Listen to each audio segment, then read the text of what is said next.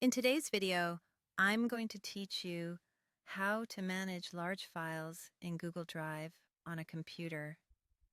By the end, you'll know how to find your biggest files, move them, download them for safekeeping, or delete them to free up space, all without any confusion. First, open your browser and go to drive.google.com. Sign in to your Google account if you aren't already. Once you're in, look at the left sidebar and click Storage. This view is designed specifically to help you manage space.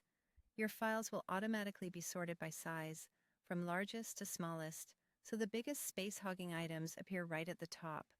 This makes it easy to quickly identify what's taking up the most room, whether that's long videos, large backups, or big project archives. To manage any large file, right-click it to open the context menu.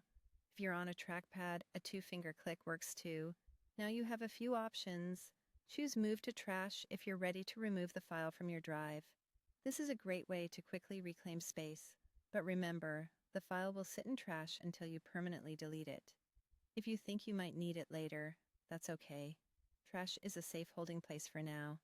If you want to keep a copy locally, click Download to save the file to your computer or an external hard drive. This is useful for large videos or archives you don't need in the cloud every day.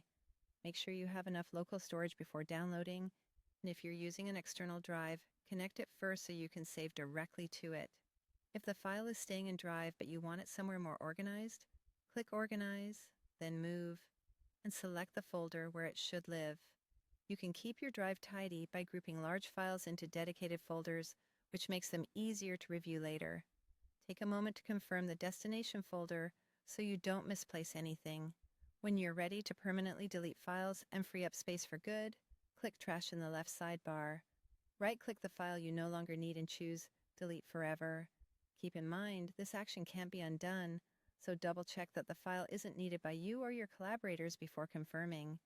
That's how you manage large files in Google Drive. If this video helped, please like, subscribe, and share. Thanks for watching.